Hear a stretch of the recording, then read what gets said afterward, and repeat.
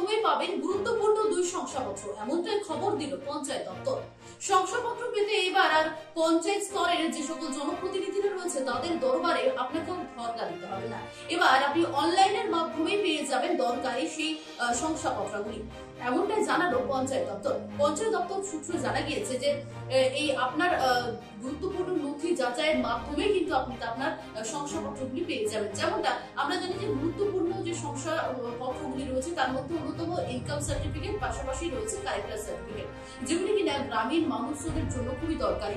তার জন্য বারে বারে কিন্তু আমরা দেখেছি জনপ্রতিনিধিদের কাছে যেতে হয়েছে এবং সেখানে গিয়ে তারা কিন্তু বারে বারে ধর্ণা দিয়েছে, তাদের দরবারে হয়েছে, কিন্তু তারপরও পাওয়া যায়নি বলে অনেকে ক্ষোভ দেখিয়েছে।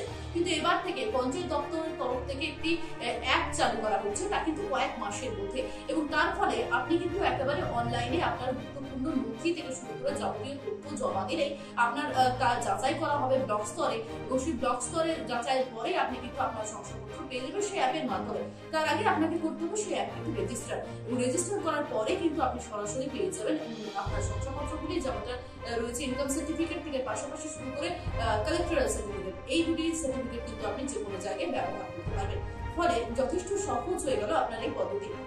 এখানে পঞ্চায়েত এক আধিকারিক জানিয়েছেন যে এই শংসাপত্র এই অনলাইনের মাধ্যমে অর্থাৎ অ্যাপের মাধ্যমে চালু করার জন্য যথেষ্ট উপকৃত হবেন গ্রামীণ মানুষজন, পাশাপাশি যারা ব্লক স্তরের মানুষজন রয়েছে তারাও অনেকটা সময় পাবে, এবং সঠিক তথ্য যাচাই করার জন্য কিন্তু তারা অনেকটা সময় পাবে।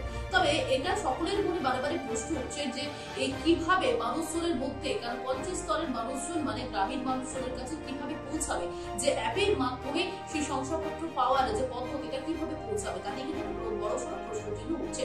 সেখানেও কিন্তু পঞ্চায়েত আধিকারিকদের তরফ থেকে বারে বারে বলা হচ্ছে যে তারা প্রচার অভিযান চালাবে, এবং তার মাধ্যমে কিন্তু তারা জানাবে যে এই অ্যাপের মাধ্যমেও এবার থেকে পাওয়া যাবে শংসাপত্র, ফলে শংসাপত্রের জন্য আর কিন্তু দীর্ঘ লাইন দিতে হবে না।